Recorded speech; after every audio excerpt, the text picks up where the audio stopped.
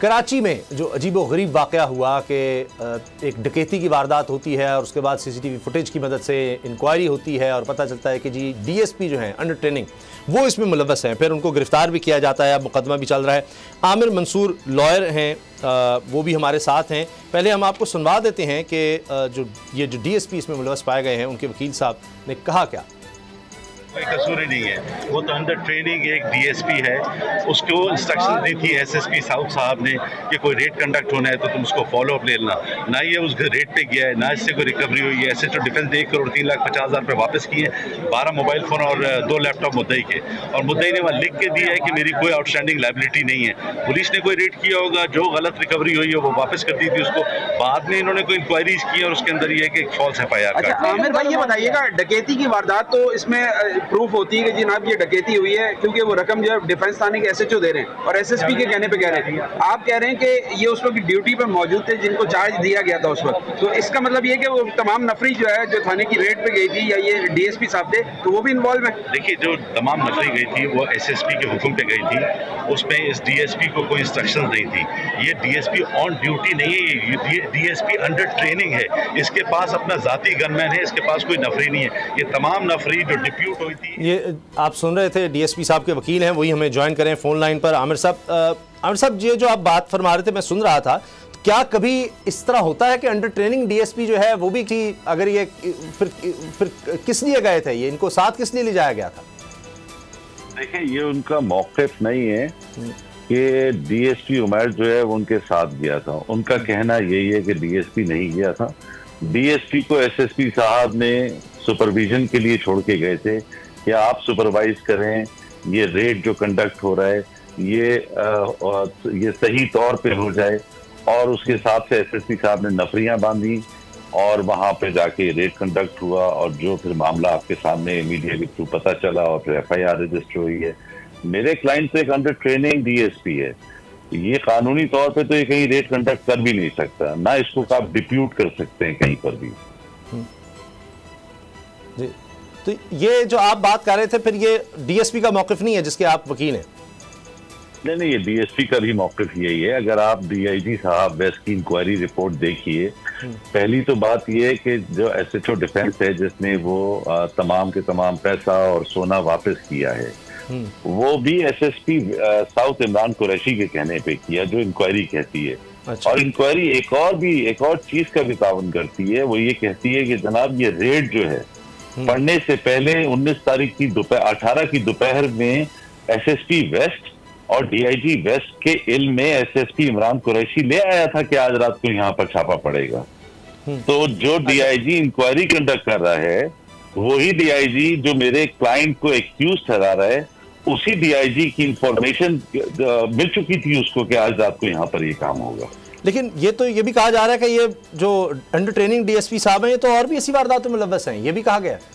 नहीं, वो एक एलिगेशन लगाई गई है। आपको पता है सुप्रीम कोर्ट का एक जजमेंट है जिसके तहत ये सारा टोबैको और ये जितना शीशा है ये बैन कर दिया था सुप्रीम कोर्ट की जजमेंट में।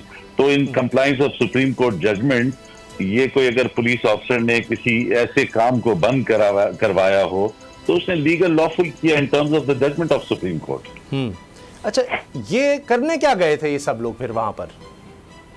इनके पास कोई सोर्स रिपोर्ट थी कि यहाँ पर कोई टेरर फाइनेंसिंग के डॉक्यूमेंट्स रिकवर हो सकते हैं, और उस सोर्स रिपोर्ट की बुनियाद पे ये साउथ की पुलिस जो है वहां पर रेड कंडक्ट करने गई थी। अच्छा, और वहां से फिर ये 2 करोड़ रुपए और 60-70 तोले सोना ये वहां नहीं, से ऐसा नहीं था। ये उनका अपना केस है कि वहां से एक उनको बैग मिला जिस बैग पे ताला लगा हुआ था, और घर वालों को जब कहा कि इस ताले को खोलें तो दे वर रिलक्टेंट। तो साउथ पुलिस ने क्या किया, वो बैग, लैपटॉप्स और सेल फोन अपनी कस्टडी में ले लिया अंडर द सीजर मेमो। लेकिन जब उसको खोला गया लाके तो पता चला कि उसके अंदर ये रकम है जो टेरर फाइनेंसिंग के जरिए में नहीं आती, और वो रकम जो है एसएसपी के हुक्म पे वापस कर दी। आप ये मानते हैं कि ये छापा गैर कानूनी था? मेरी नजर में अगर कानूनी नजर में देखेंगे तो ये गैर कानूनी छापा है। ठीक, और जिन्होंने गैर कानूनी छापा मारा है उनको सजा नहीं मिलनी चाहिए? देखें, मिलनी चाहिए। जैसे मैंने आज सुबह भी जज साहब से बताया कि एसएचओ डिफेंस शौकत साहब जो थे वो अभी तक पोस्टिंग पे थे, एसएसपी साहब को इस केस में इम्प्लीकेट ही नहीं किया, जिनकी हिदायत पे सारा काम हुआ। तो आपके सामने और इंक्वायरी रिपोर्ट जो बन रही है, डीआईजी साहब बना रहे हैं, इंक्वायरी रिपोर्ट में वो लिखते हैं जिसकी फाइंडिंग में कि हाँ मेरी नॉलेज में था, मुझे एक दिन पहले एसएसपी ने बता दिया था, एसएसपी वेस्ट और डीआईजी वेस्ट को।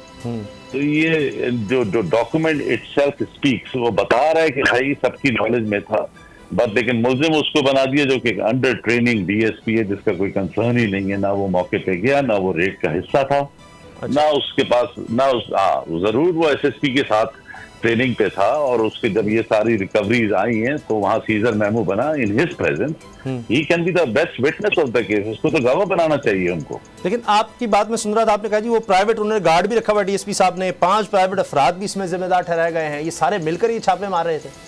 देखें, वो जो मेरा जो क्लाइंट है वो एक अंडर ट्रेनिंग पुलिस ऑफिसर अभी डीएसपी है, उसको वहां पर उसके पास जो है अपना प्राइवेट गनमैन मौजूद है उसके पास, उसको तो कोई एलोकेट भी नहीं हुआ, कोई गनमैन, कोई प्राइवेट, कोई कांस्टेबल्स, कुछ भी नहीं, वो खुद एक अंडर ट्रेनिंग है अभी। और अंडर ट्रेनिंग ऑफिसर्स जो हैं they are not required to send for raids anywhere, वो नहीं, उनको नहीं भेज सकते आप, जो ट्रेनिंग जिनकी है, जो कॉम्पिटेंट हैं। जब भी देखिए ना फाइंडिंग क्या कहता है डीआईजी कि एसएसपी ने नॉन कॉम्पिटेंट आदमी को ये काम दिया था। तो ये 1 करोड़ 5 लाख रुपया जो एसओ डिफेंस कह रहा है वो फराहम किया गया, ये सारी रकम ये फिर कहां से निकल आई है? ये जब बैग का ताला तोड़ा, दफ्तर लाकर कि इसमें कोई टेरर फाइनेंसिंग की डॉक्यूमेंट्स निकलेंगे, तो ये रकम निकली। एसएसपी साहब को इन्फॉर्म किया साउथ की पुलिस वालों ने, जो कि रेडिंग पार्टी का हिस्सा थे। एसएसपी ने कहा कि एसएचओ डिफेंस को कि एसएचओ पीराबाद को बुलाओ, और बुलाने के बाद उन लोगों को लेकर आओ, ये पैसे वापस कर दो। ये इंक्वायरी कह रही है, ये पुलिस और सीनियर पुलिस ऑफिसर्स की फाइंडिंग कह रही है। लेकिन आप ये मानते हैं कि ये छापा गैर कानूनी था, और इस तरह की पुलिस काम करती रहती है, छापा मारे और जाकर गैर कानूनी तौर पर आप जाएं और रकम वहां से मिली है और उसको ले आए? देखिए, कानून के तकाजे पूरे नहीं हुए इसके अंदर, तो मेरी नजर में गैर कानूनी छापा है। ठीक है, आमिर मंसूर साहब बहुत बहुत शुक्रिया। जो इसमें डीएसपी साहब इंक्वायरी में मुलव्वस पाए गए हैं, अब कार्रवाई की जा रही है, उनके वकील हमारे साथ थे, आपने उनका मौक़िफ़ भी देख लिया। लेकिन ये अजीबोगरीब वाक़या है कि जहाँ पर नज़र आ रहा है कि गैर कानूनी छापा मारा गया और उसमें पुलिस एहलकार मुलव्वस पाए गए, उसमें अंडर ट्रेनिंग डीएसपी भी है, उसमें एसएसपी भी हैं, और अभी वकील साहब कहते हैं डीएसपी नहीं है तो अंडर ट्रेनिंग थे, लेकिन एसएसपी साहब का कसूर है, उनके खिलाफ उस तरह कार्रवाई नहीं की जा रही। लेकिन ये लगता है कि उनकी आपने बात भी सुनी, कहते नहीं बिल्कुल गैर कानूनी छापा था, इस तरह से नहीं छापे मारे जाते, लेकिन जाकर रकम भी बरामद कर ली गई और उसके बाद कह रहे हैं जी वापस की गई है। अब ये रिपोर्ट आईजी को पेश कर दी गई, देखते हैं इस केस में क्या होता है, क्योंकि ये आम लोगों की तरफ से कई दफ़ा इस तरह के बयानात सामने आते हैं कि जी पुलिस खुद इस तरह के केसेस मुलव्वस होती है या वो डाकुओं के साथ मिल जाती है, लेकिन यहाँ तो ये पता चला कि पुलिस वाले खुद ही डाकू निकले थे। इजाज़त दीजिए, अल्लाह हाफ़िज़। सब्सक्राइब करें और बेल दबाएं ताकि कोई खबर रह न जाए।